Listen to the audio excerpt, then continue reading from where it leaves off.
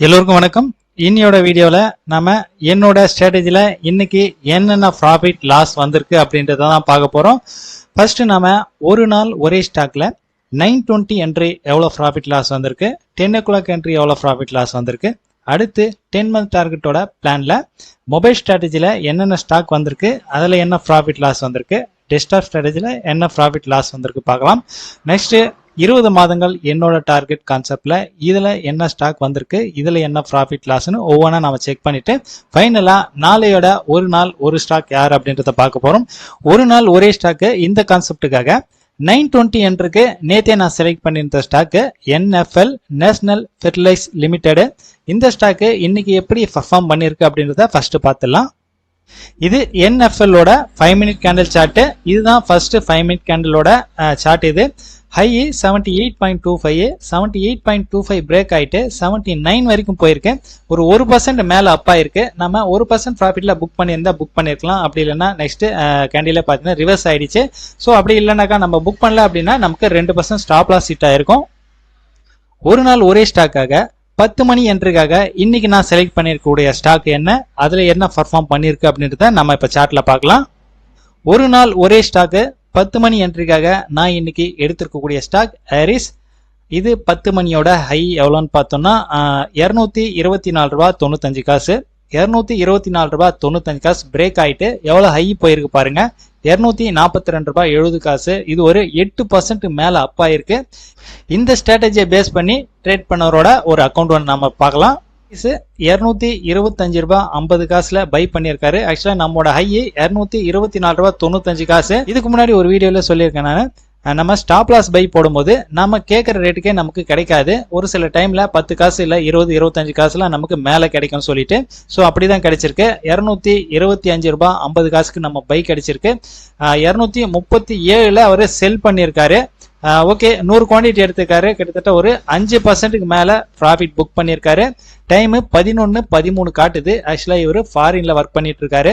So அவரோட account தான் ஸ்கிரீன்ஷாட்ல அனுப்பியிருக்காரு.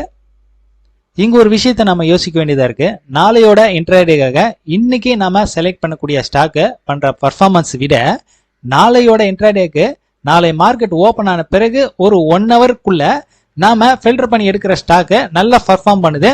அதனால இன்னைக்கு அனுப்புற ஸ்டாக்கோட நாளைக்கு அனுப்பக்கூடிய ஸ்டாக்கும் ரெண்டுத்துக்கும் கம்பேர் பண்ணி பாருங்க, எது நல்லா பர்ஃபார்ம் பண்ணுது அப்படின்னு சொல்லிட்டு. ஸோ இதுல எது உங்களுக்கு கம்ஃபர்டபுளா இருக்கோ அந்த ஒரு ஸ்டாக் மட்டும் நம்ம கண்டினியூவா ட்ரேட் பண்ணிக்கலாம். அடுத்து 10 month டார்கெட் பிளானை பார்க்கலாம். 10 month கான்செப்டுக்காக இன்னைக்கு எடுத்திருக்கக்கூடிய ஸ்டாக் இதுதான்.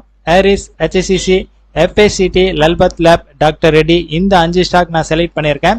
இதுல நம்ம மொபைல் ஸ்ட்ராட்டஜில நமக்கு ஒரு 2% லாஸ் வந்திருக்கு, 1930 ரூபாய். இதே டெஸ்க்டாப் ஸ்ட்ராட்டஜில நமக்கு ஒரு 1.5% லாஸ் வந்திருக்கு, 1480 ரூபாய். இந்த ஸ்ட்ராட்டஜில இன்னைக்கு நான் ட்ரேட் பண்ணிருக்கக்கூடிய அக்கௌண்ட் இது. இன்னைக்கு நான் செலக்ட் பண்ணிருக்கக்கூடிய ஸ்டாக்ல FACT லிமிடெட், இது மட்டும் 10% அப்பர் பீஸ் ஆயிருக்கு. இருந்தாலும் எனக்கு 1.5% லாஸ் வந்திருக்கு. என்ன ரீசன் அப்படின்னா, எனக்கு ஸ்டாப் லாஸ் ஹிட் ஆயிட்டு, அதாவது நான் எடுத்த என்ட்ரிலேயே ஸ்டாப் லாஸ் ஹிட் ஆயிட்டு அதுக்கப்புறமா அப்பர் சர்க்யூட் ஆகுது. மேபி பார்த்தீங்கன்னாக்கா ஒன்ஸ் ஸ்டாப் லாஸ் ஹிட் ஆயிடுச்சு அப்படின்னா ரீஎன்ட்ரி கண்டிப்பாக போவேன். ஆனால் அங்கே ரீஎன்ட்ரி போக முடியல. ஏன்னா டிஃப்ரென்ஸ் பார்த்தீங்கன்னாக்கா ஒரு 1/2% தான் டிஃப்ரெண்ட்டே வருது, 1/2% கம்மியாக வருது.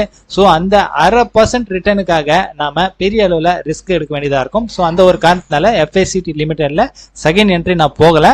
நான் ஏற்கனவே சொல்லியிருந்தேன் டெஸ்க்டாப் ஸ்ட்ராட்டஜில ஒரு சில ஸ்டாக்லாம் நமக்கு அடிஷனலா வரும்னு சொல்லிட்டு. அப்படி அடிஷனலா வந்திருக்கக்கூடிய ஸ்டாக் இதுதான். Shree Cement, Shriram Finance, Kalyan Jewellers, இந்த 3 ஸ்டாக்கு. இந்த 3 ஸ்டாக்ல ஒரு 1/2% ப்ராஃபிட் வந்திருக்கு.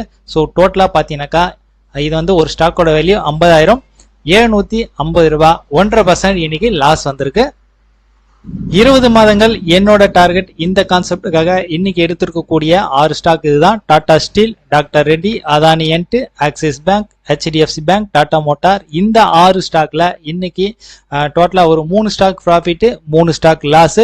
டோட்டலா நெட்னு பார்க்கும்போது இதுல 1% இன்னைக்கு ப்ராஃபிட்ல வந்திருக்கு. நாளைக்கு ஒரு நாள் ஒரு ஸ்டாக்கு 9:20க்கு என்ட்ரி ஆகிறதுக்காக நான் இன்னைக்கு செலக்ட் பண்ணிருக்கக்கூடிய ஸ்டாக்கு FACT லிமிடெட். இந்த ஸ்டாக் தான். இந்த ஸ்டாக்கும் சரி நாளைக்கு 10 மணி என்ட்ரிக்காக நாளைக்கு மார்க்கெட் ஓபன் ஆன பிறகு செலக்ட் பண்ணக்கூடிய ஸ்டாக்கு. இந்த 2 ஸ்டாக்கோட பர்ஃபார்மன்ஸை ஒரு 1 மந்த் கண்டினியூவா நம்ம வாட்ச் பண்ணுவோம். இதுல எது பெஸ்டா பர்ஃபார்ம் பண்ணிருக்கோ அதுல மட்டும் ஒன்னு செலக்ட் பண்ணி ரெகுலரா அந்த ஒரு ஸ்டாக்ல மட்டும் நம்ம பிசினஸ் பண்ணா போதும். ஓகே, இன்னையோட மார்க்கெட் ஓவர். நாளையோட மார்க்கெட் எப்படி இருக்க போகுது, அதுல எந்த மாதிரியான ஸ்டாக்லாம் செலக்ட் பண்ண போறேன், அந்த ஸ்டாக்லாம் நமக்கு எப்படி ப்ராஃபிட் லாஸ் தரப்போகுது அப்படின்றத நாளையோட வீடியோல பார்க்கலாம். பாய்.